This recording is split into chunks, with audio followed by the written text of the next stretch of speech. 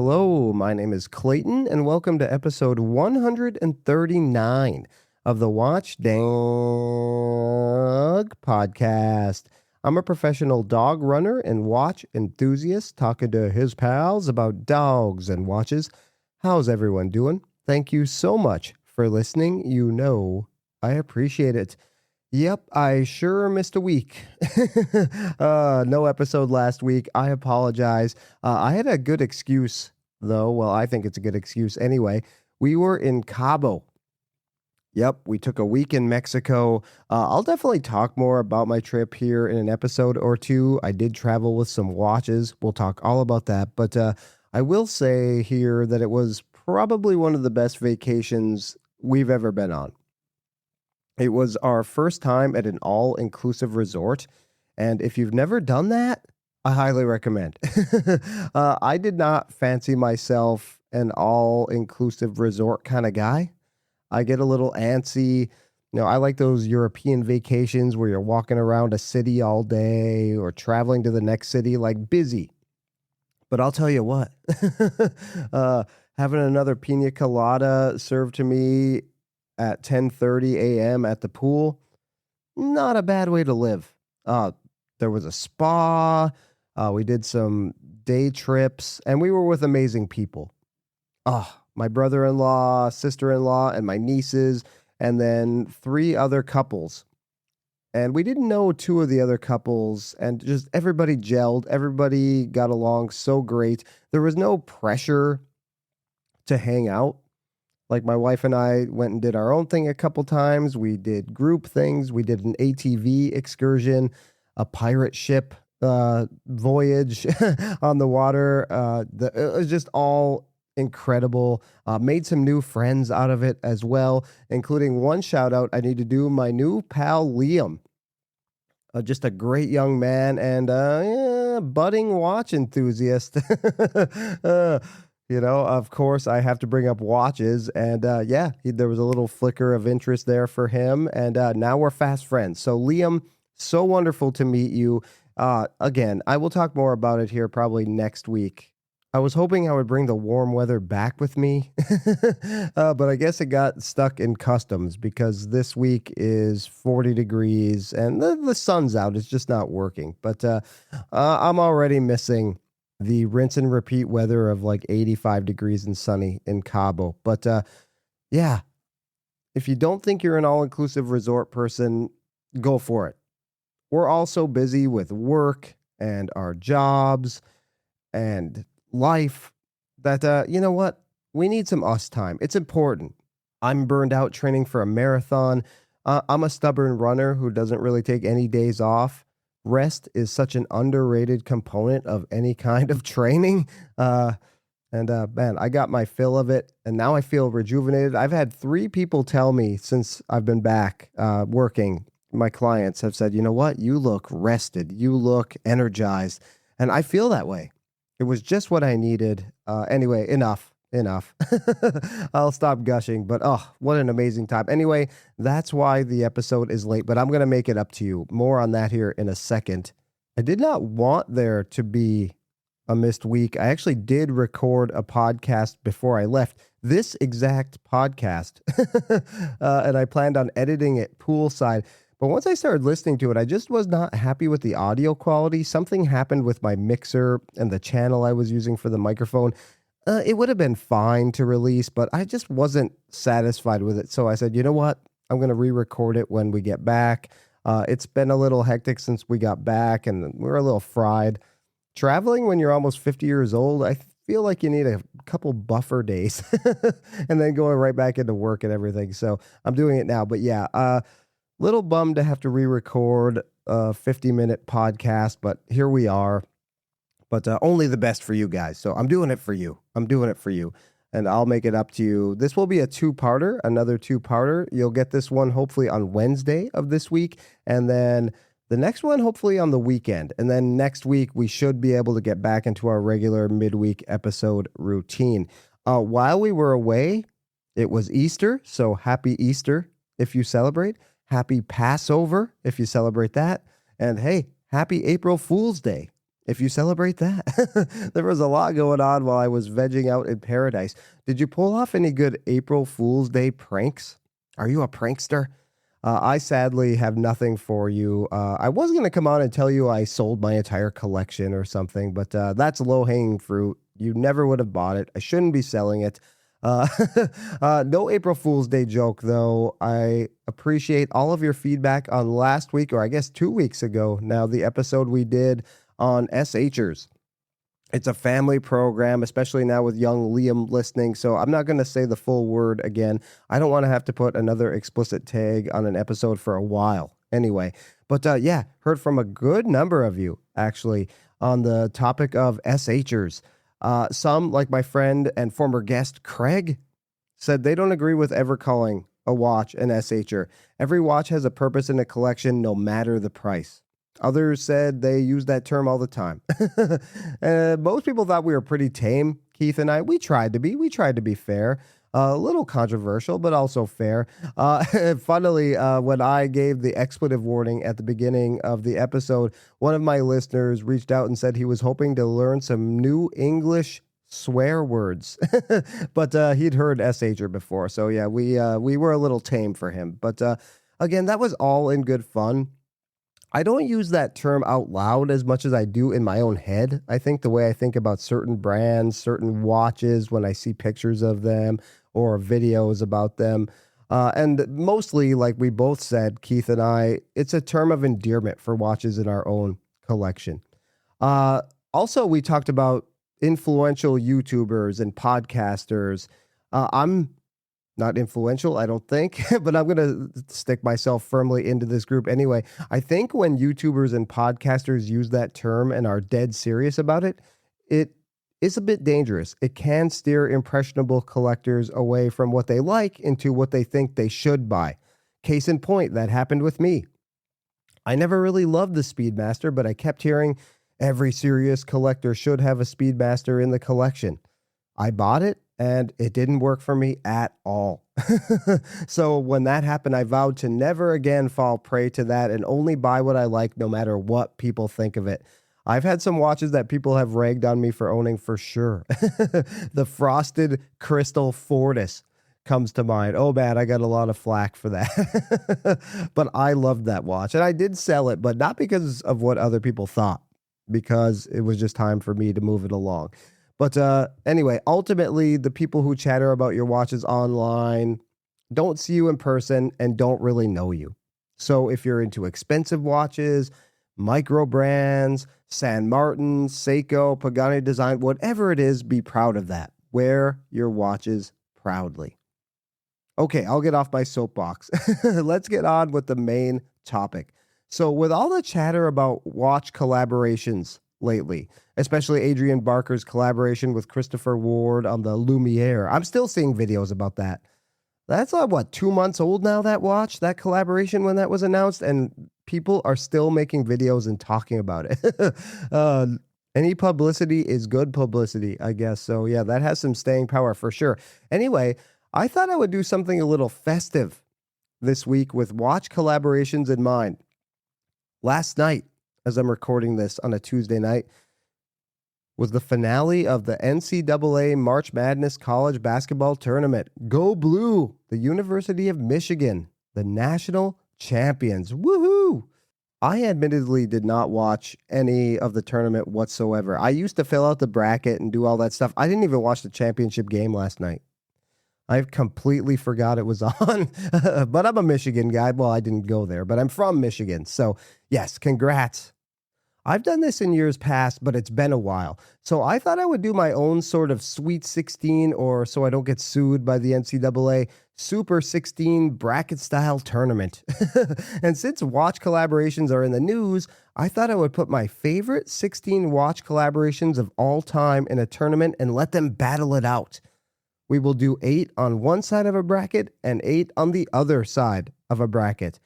College basketball obviously breaks it up with conferences. So we're going to split up the 16 watches into 2 8-watch categories. The first set of collaborations will be either with watch media companies like Hodinkee, Fratello, Time and Tide from Australia, that kind of thing. And I also threw in a retailer or two in there as well, like Topper, right?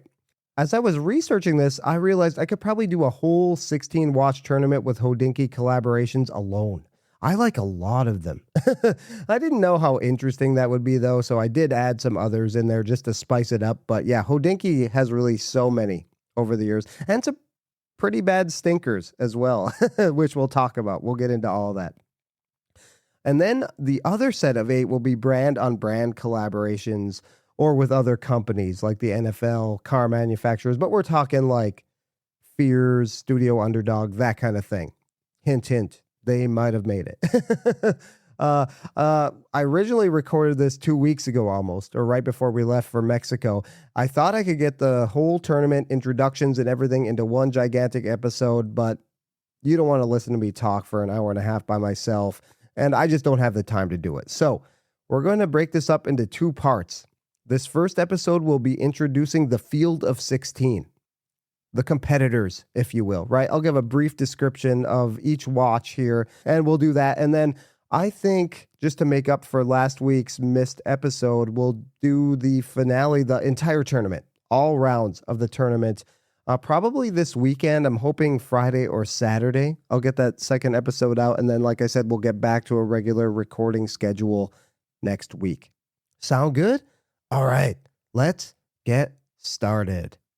So in order to make the rankings more fair and just interesting to listen to, I put all 8 watches in each bracket into a spin the wheel app randomizer. That's how I determined the seedings.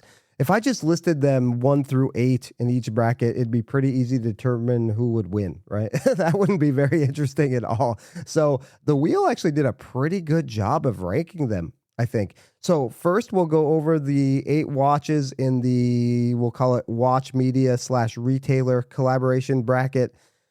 I'm not going to go crazy with the descriptions here. I'll put links in the show notes so you can get all the specifics on sizing, pricing, quantities, availability, all that stuff. Sadly, most of these were released several years ago by now. Maybe I'll try to put links to listings on Chrono24 or something like that so you can see what they're doing price-wise. A few of them I could not even find on eBay or Chrono24, so I guess the people who bought them kept them and are wearing them and enjoying them. Some might be locked away in a safe, which is sad to me. All right, all of that out of the way. Let's get on with what are we going to call this? The Watchdog Madness Watch Collaboration Bracket Challenge, something like that. I don't think the NCAA can sue us for any of that. All right, let's get on with the challenge. These matchups are just going to be brutal. I've had almost 2 weeks to think about this tournament, and it's still going to be excruciatingly difficult to pick winners here. I am still undecided in a couple of these matchups. So, yes, like I said earlier, I'm going to announce the field of 16 in this episode. 8 from one bracket, 8 from the other bracket, and then part 2, we will do all the matchups with the winner of each bracket facing off against each other to be my favorite watch collaboration of all time. All right, so let's get started introducing the field of 8 in the watch media watch collaboration bracket. The number 1 seed, the Casio G-Shock Reference 6900 by John Mayer for Hodinkee. This 6900 was inspired by the Casio Tone SK5 sampling keyboard that John Mayer played as a kid. Honestly, even if this one didn't get chosen to be number 1 randomly, I probably would have put it here.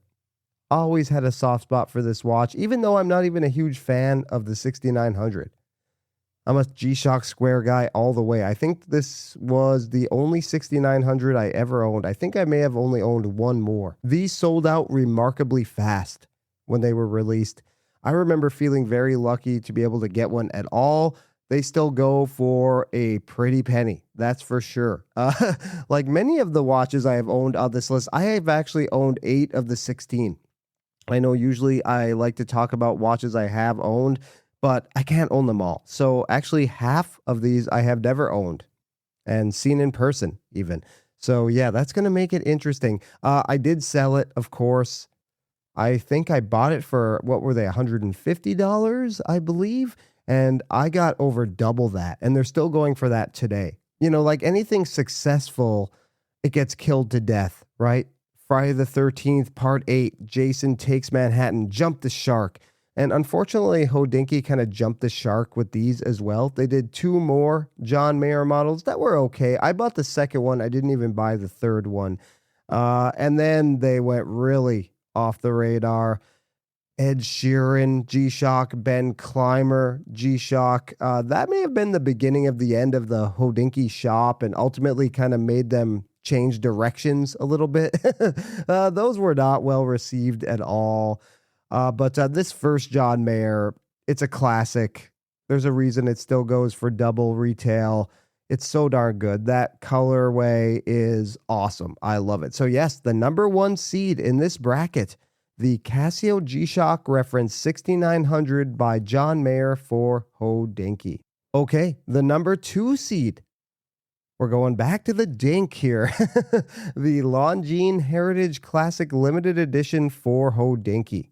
I like when a collaboration brings something new and interesting to the table on an existing watch, and this limited edition by Hodinkee certainly does that. Longines does make a standard sector dial dress watch. It has the crosshairs on it, and then numerals at the 12, 3, 6, and 9. It has a center seconds complication. The only problem, the top of the 6 is cut off by the center seconds subdial. I don't usually mind that on certain watches, but it just looks odd on the standard Longines sector dial. The 6 is like totally decapitated. It just looks weird. It almost looks like a 0. You can barely tell it's a 6. I just don't understand it. This Hodinkee limited edition solves that problem. Remove the numerals. Also remove the crosshair on the dial. I do like the crosshair, but overall I do prefer the clean look of the Hodinkee version. I bought this one with my own money. It's the only Longines I've ever owned. I am not sure what they're going for now. I'll hopefully have that information in the show notes for you, but this retailed for about $2,500. Came on bracelet. You also got a leather strap with it, which was absolute garbage. I remember that being super cheap. I don't know if all Longines leather straps are like that, but this one certainly was. I believe you got a strap changing tool with it as well. And the box, I remember, was massive. These Longines boxes are even more elaborate and large than the Omega boxes. You know, the Speedmaster, the Seamaster. You used to get that big wooden box with like the Seamaster. This Longines box is even bigger than that. I don't understand why they do that. But I did sell this one on a long time ago, but it would be nice to have back in the collection. I look forward to seeing what these are going for now.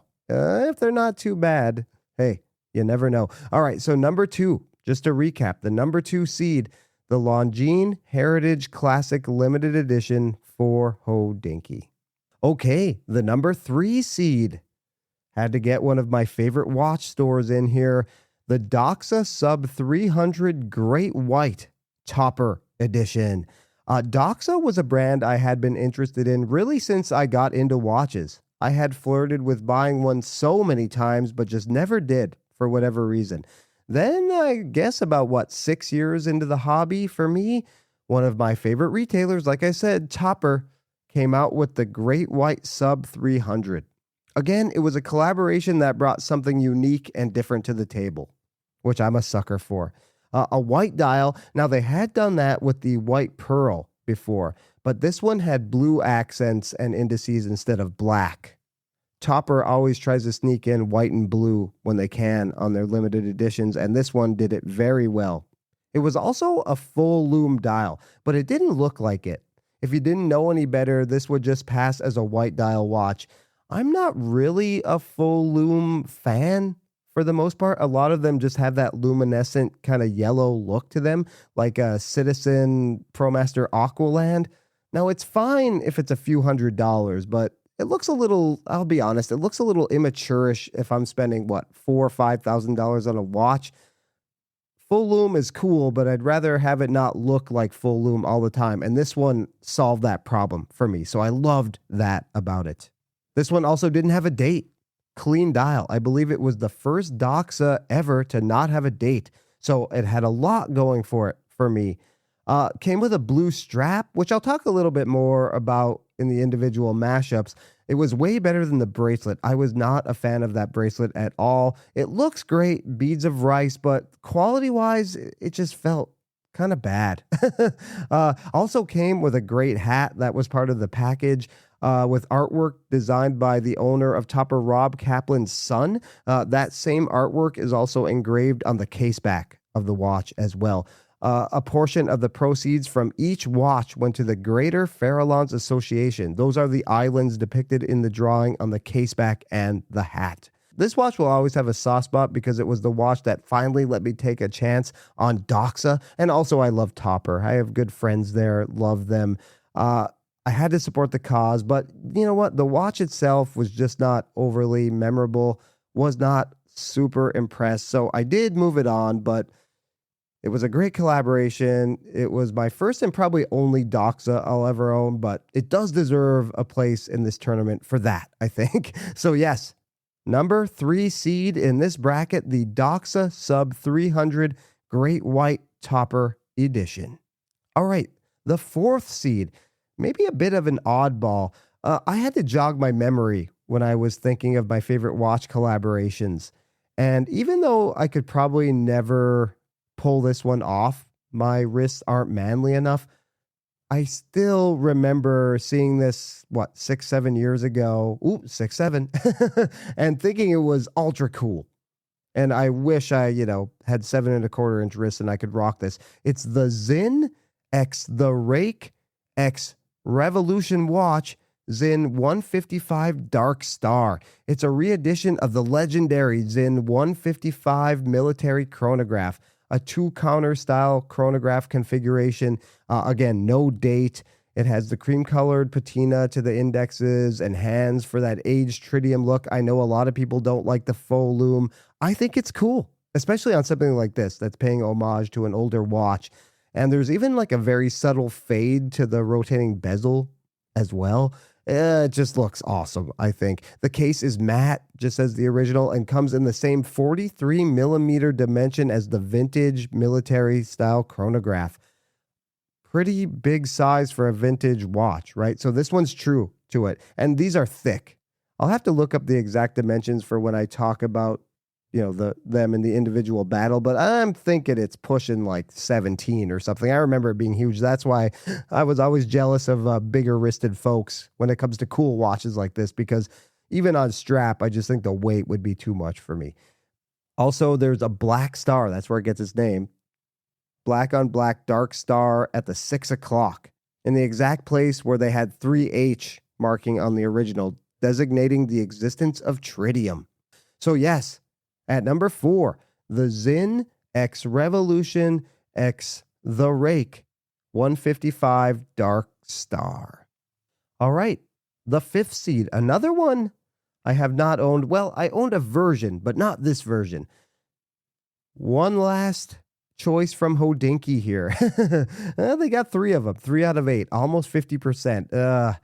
There's just so many good ones. I couldn't resist. The Hermes H08 limited edition for Hodinkee. Now, I owned an H08. I'll talk a little bit more about that in a second. 39 millimeter titanium case coated in a matte black DLC finish and topped by a polished black ceramic bezel. These watches are so great. This one in particular may be my favorite version. Has like that sand dune colored dial, and the strap is the same exact color. Multi-layered dial, taupe. They're calling it taupe, sand dune, and the silicone strap is textured and in that same color. And it works because the rest of the watch, the case is black. So taupe dial, black case, taupe strap. I don't know. It looks so good. I love the way they do the numerals on the H08 as well. So interesting. The arrow tip seconds hand incorporates a splash of that Hermes orange. I remember the box that the H08 came in was orange, everything orange. That's their signature company color. So yes, pays homage to that a little bit. The H08 wore great. It wore better than a large Santos, I think. I owned one, but I sold it. It was probably the only watch I bought pre-owned from Topper where I was not completely satisfied with the condition. I thought maybe they overpromised on that a little bit. And I know I always say it doesn't bother me. Wear without a care. I like buying pre-owned. I don't care if they're scratched up. This one, for whatever reason, it did. It has a brushed finish on top of the bezel, and I remember that being all scratched up. And also, I knew this, but I bought it anyway. It didn't come on the original OEM strap. It came on a replacement OEM strap. Those standard versions from the factory come on an orange strap, and this one came on a black strap. And I think all of that put together just bothered me, and I moved on from it. It wasn't anything really to do with the watch itself. I think if I were to get another 808, it would definitely be this one. Only problem is they still go for over $7,000. They retailed for that, and I have never seen one under $7,000. So these are holding their value great. Maybe one day they'll come down to a point where I feel comfortable buying one, or when I'm looking to buy my next watch, something will happen and I'll end up with one of these. Yeah, these are really cool. This is going to be so brutal. I look forward again to these matchups, and I'm just like, oh my God, what am I going to decide? You're going to hear a miserable man waffling back and forth when I have to pick a winner on some of these. So the number 5 seed, the Hermes 808 limited edition for Hodinkee. All right, the number 6 seed, the Grey NATO XCWC CWN1, which stands for Crew Watch number 1. This was a collaboration between the Grey NATO and CWC to produce a crew watch for the podcast subscribers. I belong to the Slack for the Grey NATO. That's called the Crew, right? This was only available for them to purchase. There was a purchase window, and I think they were going to make up to 500 and ended up making about 350, 360, something like that. This is one I did buy. We'll get into my feelings on it here in a little bit. Grade 5 titanium in the CWC diver's case with integrated fixed strap bars.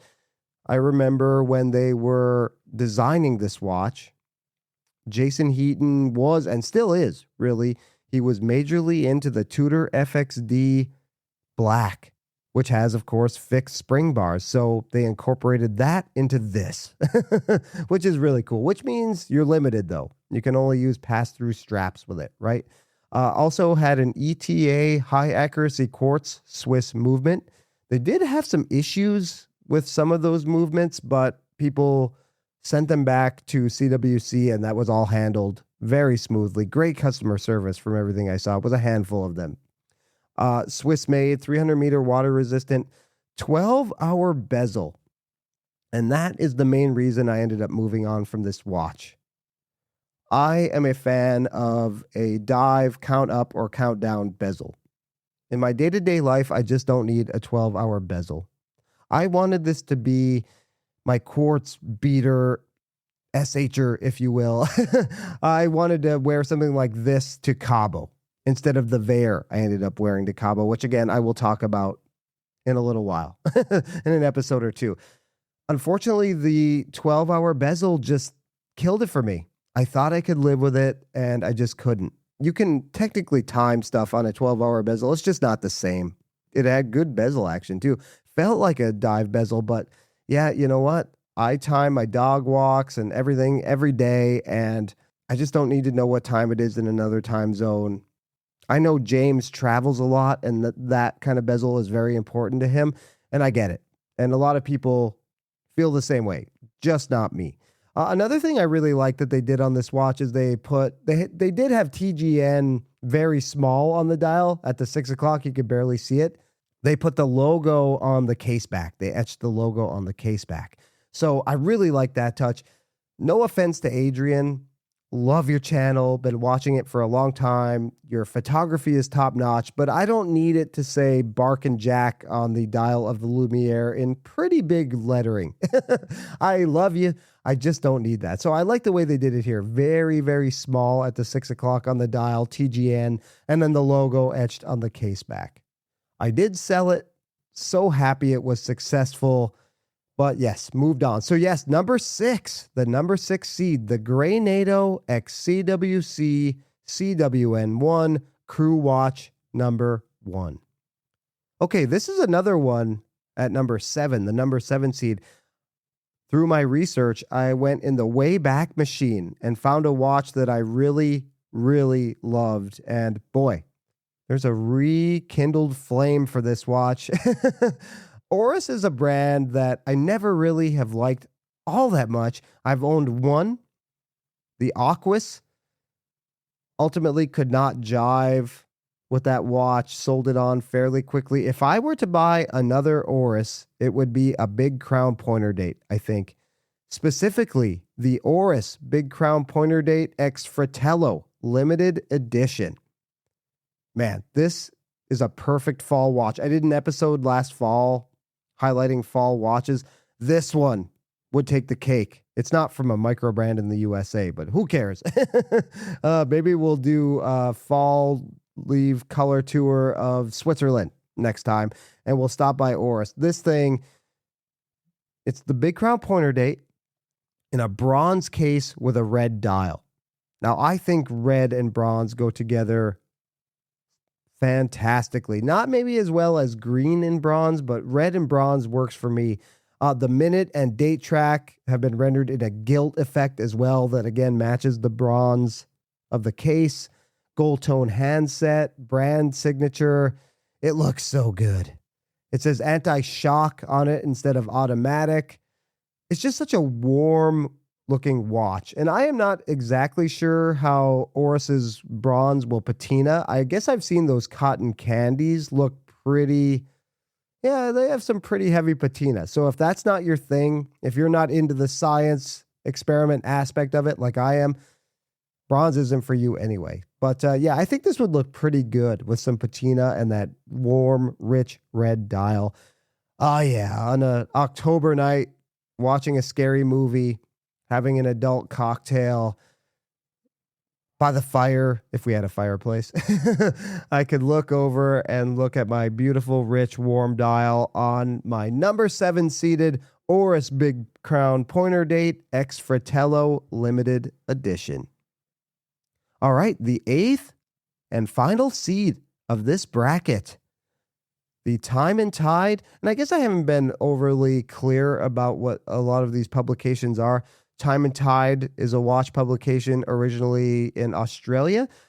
Fratello watch publication in, where are they? The Netherlands? I'm on the spot here. Grey NATO is a podcast. We all know Hodinky. Revolution, founded by Waco. The Rake is a magazine. I'll be more clear about it when I do the actual battles. But yeah, didn't want to get too far ahead of myself. The Time and Tide X Tag Heuer Aquaracer Solargraph Sundowner. Now, the Solargraph is definitely my favorite version of the Aquaracer. They're in like a bead blasted titanium case and bracelet. They are a little pricey for a quartz watch. Tag worked with Citizen and La Joux-Perret. It's basically a souped up version of the Eco Drive.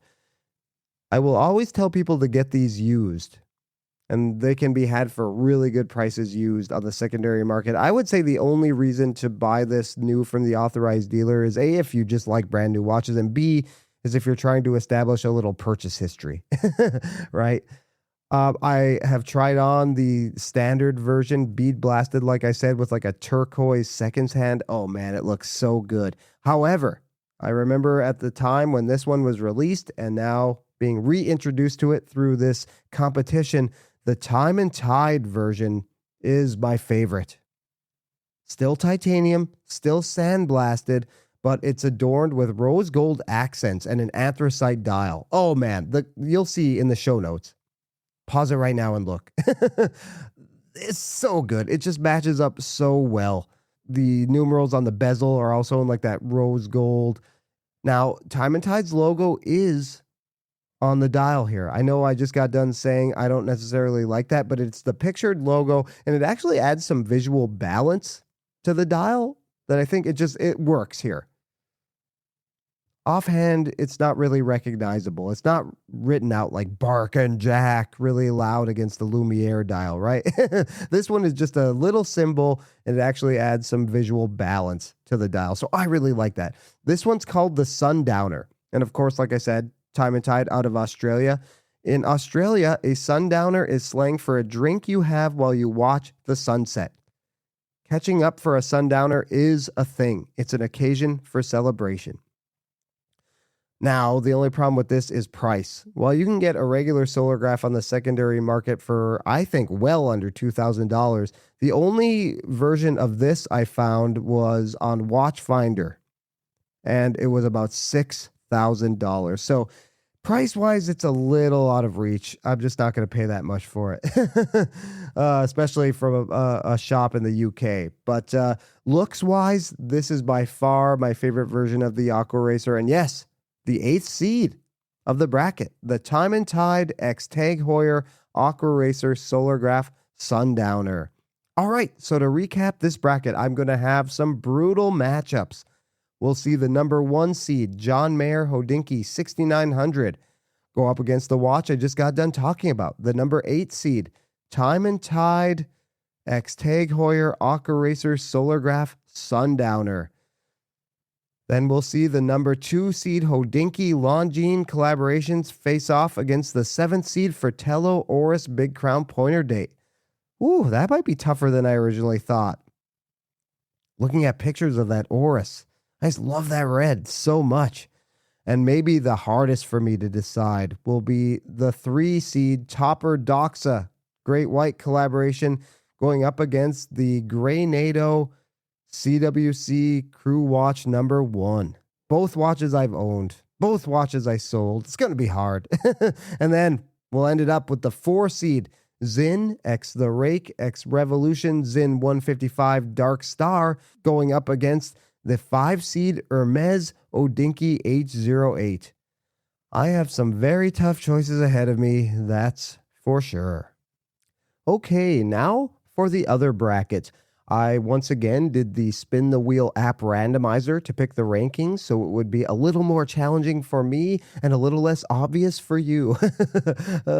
All right, the number 1 seed, the Omega Seamaster Professional 300 No Time to Die.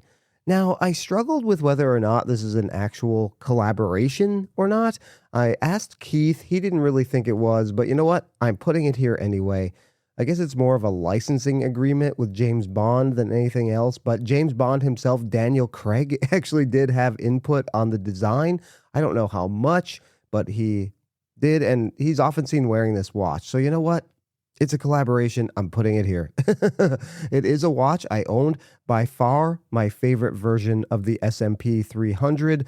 Love that brown dial, the creamy indices. I love the look of the mesh bracelet that it came on.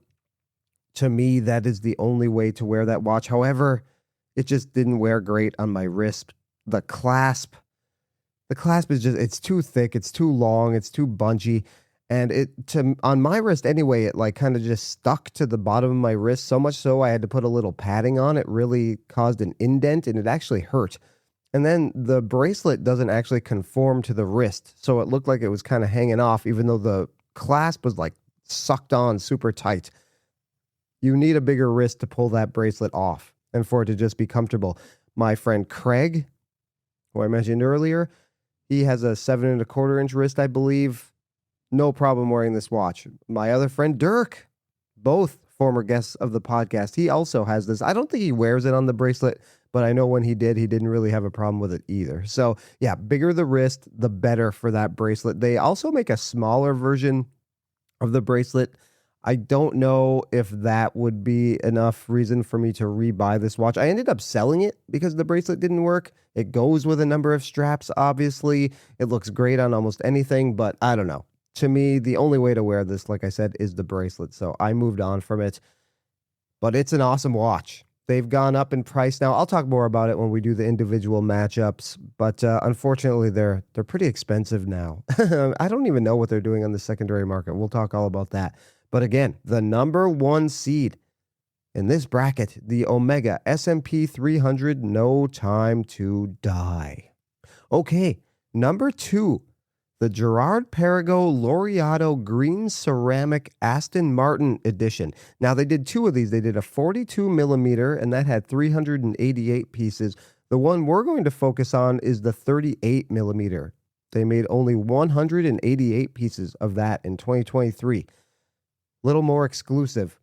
Now, as you probably know, I own the Girard-Perregaux Laureato 50. That is 39 millimeters. To me, it wears perfectly on my 7-inch wrist. I've heard a lot of people say that the 42 millimeter Laureato wears great on a 7-inch wrist. Your terrific Evan famously has a 7-inch wrist, right? And he's said that before. But I don't know. The 39, I think that would be my limit on this. So I'm going with the 38 millimeter for this one. Features a fully green ceramic case and bracelet. Ceramic, obviously known for being lightweight, scratch resistant. This green is amazing. I am not a car guy. I'm not a racing guy. The collaboration with Aston Martin really doesn't mean anything to me, but it's just the look of this watch. So in February, when I was looking to buy the Girard-Perregaux Laureato 50, I went on European Watch and they actually had this version, the green ceramic, and it was about the same price.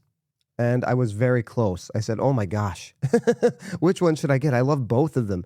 But the Girard-Perregaux Laureato 50 won out for a couple reasons. The two-tone. I just love the two-tone look. And also the micro adjust. A butterfly clasp should have some sort of micro adjust. It doesn't on the green ceramic version. It does on the 50, and it's come in handy a million times. Just today, I wore this watch, and it was loose when I put it on after work. Once I started moving, I went for a hike with my dogs. It tightened up on me a little bit after dinner.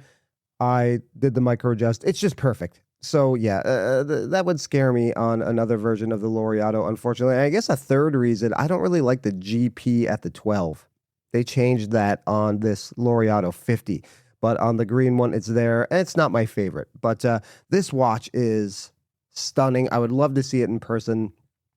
I'm a big Laureato guy. I don't know that I'd ever be a Laureato collector like some people I know now, but it's a great wearing watch.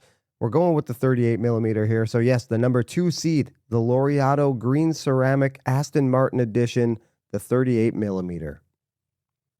Okay, number 3. These, oh man. Again, I'm just going to keep saying these are going to be brutal, absolutely brutal matchups. Number 3.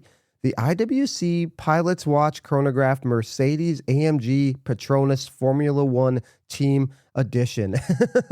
Another one based on F1 racing automobiles. I can barely put gas in my car. I'm not a car guy whatsoever, but I don't know. I'm drawn to a lot of these models. My buddy John owns this watch, and I think outside of the Ingenieur, it's my absolute favorite IWC model.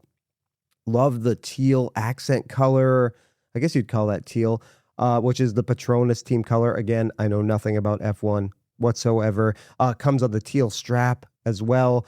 I did try this on a meetup with John. I always fear that the long lugs on IWC watches, not only the chronographs, but everything, even the Spitfire at 38 millimeter, barely looks good on me because of the long lugs. But this thing wore great, felt great. The titanium certainly helps that. I was pleasantly surprised.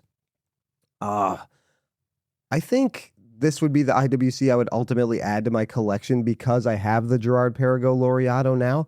I think my integrated bracelet sports watch category is set. So yeah, I think this will be the IWC I buy someday. It's so good in person, looks so striking. And again, no F1 fandom here, but I love this watch. So yes, the number 3 seed. This is going to be a tough one to beat. We'll see who's number 6, but number 3, the IWC Pilot's Watch Chronograph Mercedes AMG Petronas Formula One Team Edition. Certainly not an easy name to say. All right, number 4, a very controversial choice here and encompasses more than one watch. That's not the only time we're going to do that in this bracket. Is that an advantage or a disadvantage? We'll find out. The Moon Swatch. Again, very controversial, but I do think it's one of the most important watches, maybe since I've been in the hobby, but probably of all time, right? For better or worse. I thought it was revolutionary at the time of its release. The brand Swatch, not the group, well, the group too maybe, but the brand Swatch needed a kickstart. They have retail stores and high rent areas in major cities. What do you do to boost sales? They called on Omega to repay the favor from the 80s when Swatch rescued them from the brink of bankruptcy. The Moon Swatch was only available at the stores when they first came out. I think a handful of them are available online now, but that's the business model still. It was brilliant. I thought it was a brilliant move to get people into the Swatch stores. I bought one in Times Square in New York City. This was a full year after the hype, and there was still a line at 10 a.m. when I went to the Swatch store to buy my Mars version of the Moon Swatch. So I think they're a little overplayed now, just like we talked about Friday the 13th, John Mayer, Ed Sheeran, Ben Clymer, G-Shocks. They jumped the shark on this a little bit. Hey, when something's selling, that's what you do, right? You go to the well one too many times. And unfortunately, they've done that with this collaboration, Omega and Swatch. They started with the planets, the sun and the moon. Then they did all sorts of oddball releases based on certain types of moon. They've done Snoopy collaborations. Initially, Omega reported that this release spiked demand for the Moon Watch. But now, as YouTubers are highlighting Omega's struggles, the Moon Swatch has been partly to blame for this. A lot of them saying that in the long term, collaborating on a plastic version of their most iconic watch, the Speedmaster, has cheapened Omega's brand. I don't know if that's true or not. This watch has had a lasting impact, though, that's for sure. And it will be talked about for decades to come, I believe. Maybe what to do or what not to do.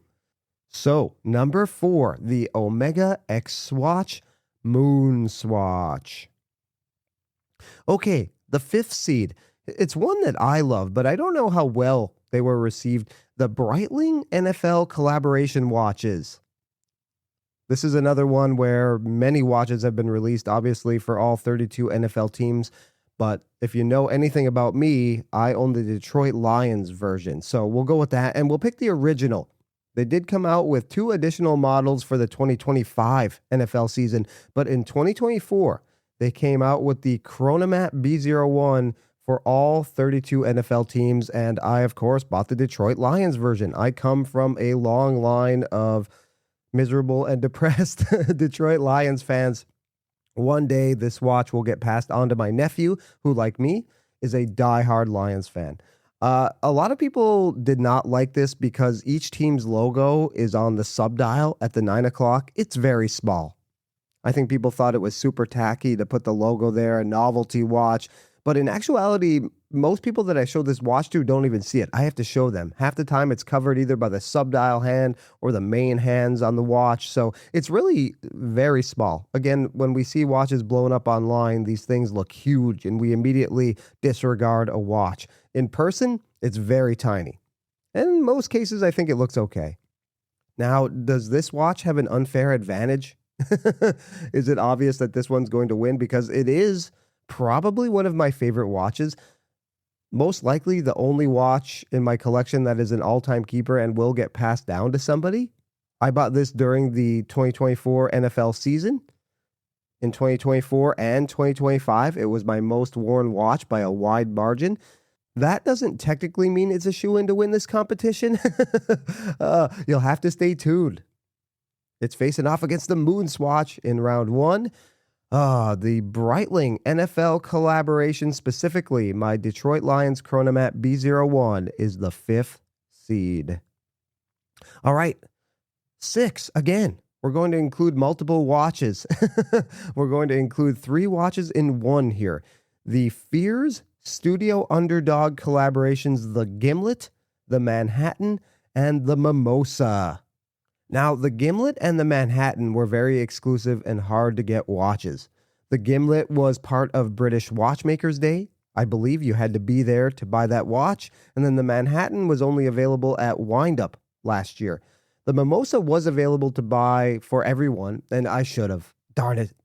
It was, Keith and I had talked about this before. It was one of the only watches in the past couple of years where you see it and you see the price and you say, you know what? That price is pretty fair. It's reasonable. That doesn't happen all that much anymore. These are so fun, and they are my favorite watch from either brand. Studio Underdog, or Fears. Uh, I assume these are going bonkers on the secondary market. I will do my best to put links from Chrono 24 or eBay. They nailed the colors with the drink themes. The Gimlet's kind of a green. The Manhattan is a brown sort of whiskey look. And then the Mimosa, obviously like a yellowish orange. I think they nailed that so well. Hopefully they do another one for Wind Up this year, and I'll actually decide to go to New York and pick one up. Probably have to wait in a long line. I'll miss my chance, I'm sure. Wind Up sounds like fun to go to now, but then when the weekend comes, I don't know. It sounds less fun to me. New York, lots of people.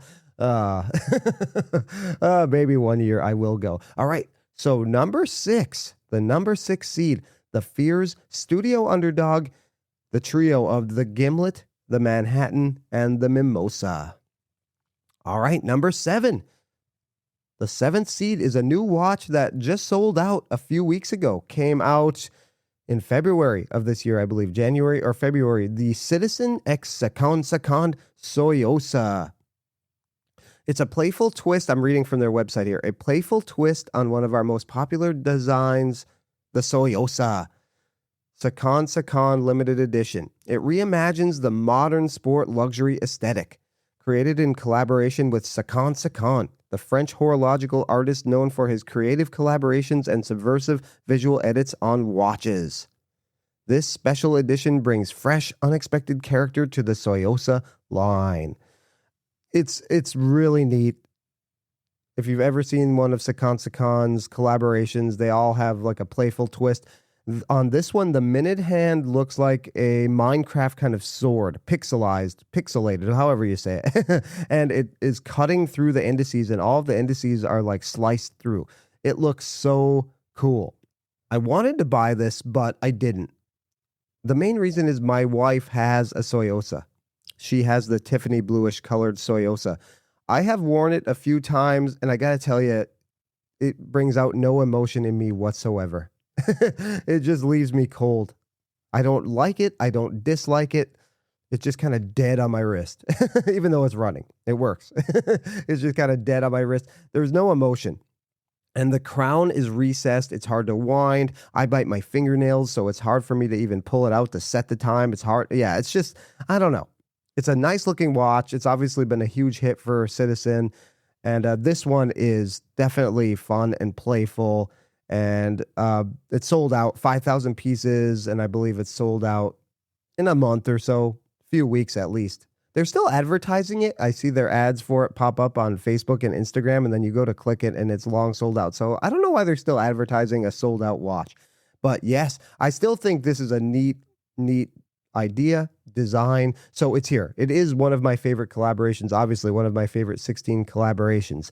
But the watch itself, I don't know. I think it would take something like this for me to add it to the collection. Obviously, I didn't. But we're going with it anyway. The number 7 seed, the Citizen X Second Soyosa. All right. The 8th seed, the final watch we're going to cover today. We have to finish up with a Seiko. Had to get one in, right? We had to get Citizen and Seiko in here. Now, I've owned a few Seiko collaboration watches. I think with Huff, Rowing Blazers. They're both clothing companies, I think. I'm not cool enough to ever wear anything from either of those brands. But they did one with one of my favorite musicians of all time a few years ago, Brian May, the guitarist from Queen. They've actually done 2 with Brian May, and I owned the second one, which was gold-plated, a little more wild than the first one. That's usually what I'm going to go for, right? The Seiko X Brian May collaboration, the Red Special. The dial is his iconic red special guitar that he built with his father when he was a kid. One of the absolute coolest dials I've ever seen on a watch and that I've ever had in my collection. It looks like the body of his guitar.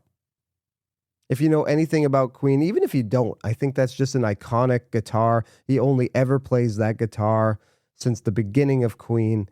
And, you know, it's basically a part of him at this point. He built it with his dad. I sold that watch, of course, because that's what I do. The watch box was a guitar case. Such a neat collaboration. He's worn Seiko.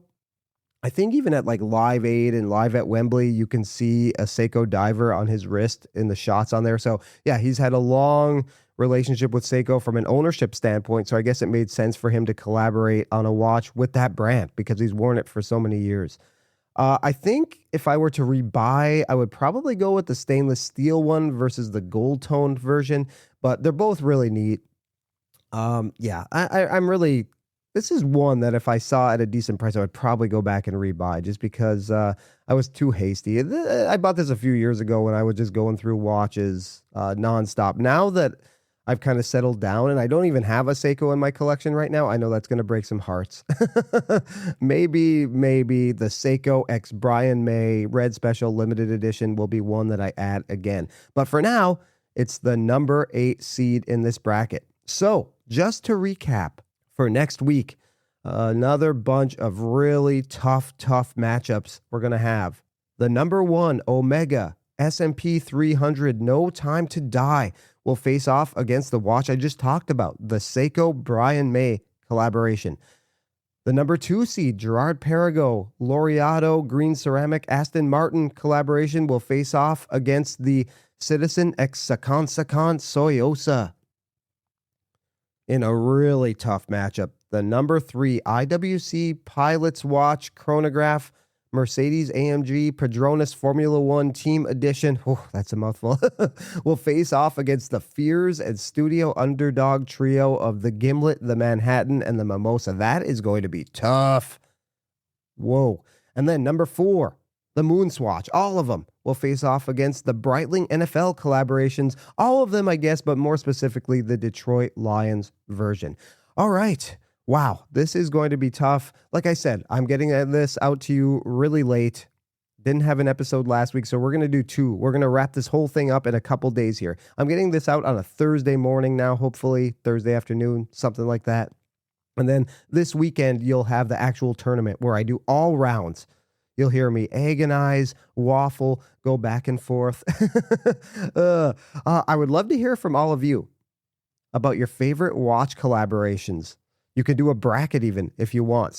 Do a super sweet 16. You can do 64 if you want. God knows there's enough of them. I feel like there's 64 watch collaborations announced every week. So yeah, reach out. What are your favorite watch collaborations? Did I miss any? Are there any that you think I should have on here? These are my favorites, so.